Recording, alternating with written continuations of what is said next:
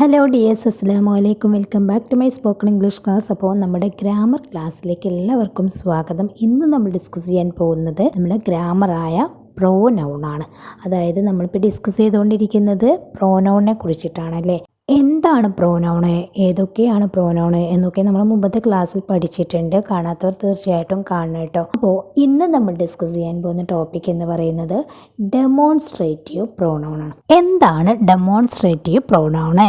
നമ്മളിതിൻ്റെ തൊട്ട് മുന്നേ ഒക്കെ നമ്മൾ പേഴ്സണൽ പ്രോനൗണിൽ നമ്മൾ ഒരുപാട് പഠിച്ചിട്ടുണ്ടായിരുന്നു. നമ്മുടെ നെയിമിന് പകരം നമ്മൾ യൂസ് ചെയ്യുന്നതാണ് അല്ലേ പേഴ്സണൽ പ്രോനൗൺ എന്ന് പറയുന്നത്. റിഫ്ലെക്സീവ് പ്രോനൗൺ എന്താണെന്നൊക്കെ നമ്മൾ പറഞ്ഞു കഴിഞ്ഞു. ഇനി നമുക്ക് ഡിസ്കസ് ചെയ്യാനുള്ളത് ഡെമോൺസ്ട്രേറ്റീവ് പ്രോനൗണാണ്. എന്താണ് ഡെമോൺസ്ട്രേറ്റീവ് പ്രോനൗൺ എന്ന് പറഞ്ഞു കഴിഞ്ഞാൽ നമുക്കിന്ന് ഡിസ്കസ് ചെയ്യാം. അതിന് മുമ്പ് വീഡിയോ മുഴുവനായിട്ട് കാണാൻ ഇഷ്ടപ്പെടുന്ന സമയത്ത് ഒന്ന് ലൈക്ക് ചെയ്യുക, ഷെയർ ചെയ്യുക. ചാനൽ സബ്സ്ക്രൈബ് ചെയ്യാത്ത പുതിയ കൂട്ടുകാരുണ്ടെങ്കിൽ പ്ലീസ് ഒന്ന് ചാനൽ സബ്സ്ക്രൈബും കൂടി ചെയ്ത് വെക്കുക കേട്ടോ. തൊട്ടടുത്തുള്ള ബെല്ലൈക്കണും ഓൾ ഓപ്ഷൻ ഒന്ന് ക്ലിക്ക് ചെയ്യാൻ മറക്കരുത്. അപ്പോൾ നമുക്കിനി വീഡിയോയിലേക്ക് കടക്കാം. ഇപ്പോൾ ഡെമോൺസ്ട്രേറ്റീവ് പ്രോനൗൺ എന്ന് പറഞ്ഞു കഴിഞ്ഞാൽ നമ്മളിപ്പോൾ ഒരു വസ്തുവിനെ നമ്മൾ പറയാറുണ്ടല്ലേ.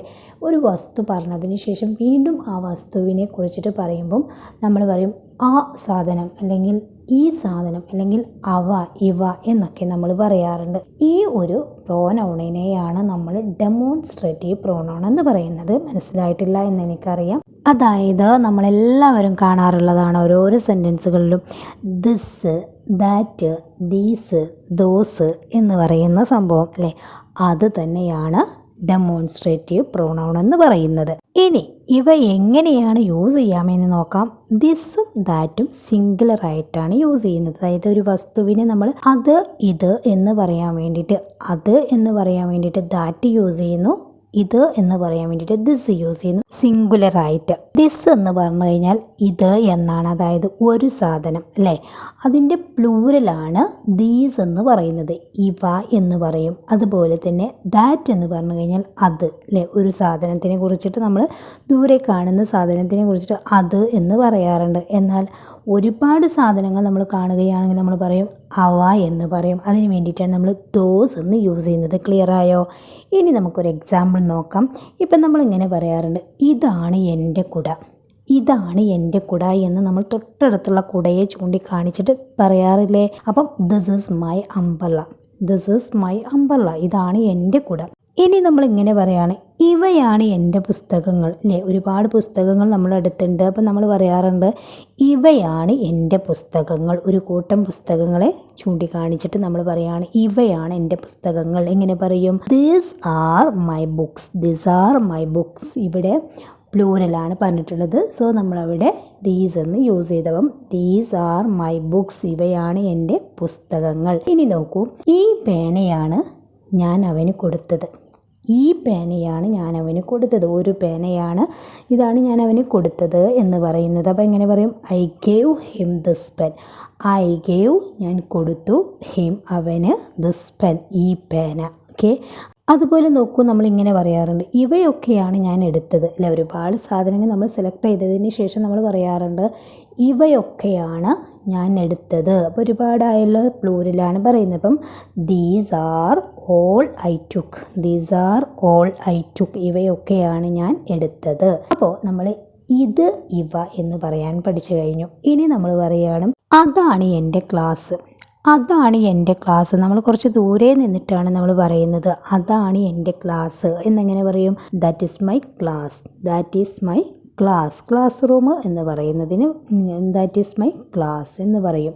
നെക്സ്റ്റ് നമ്മൾ ഒരുപാട് പൂക്കൾ കണ്ടു. ആ സമയത്ത് നമ്മൾ പറയാണ് ആ പൂക്കളാണ് ഞാൻ ചോദിച്ചത്.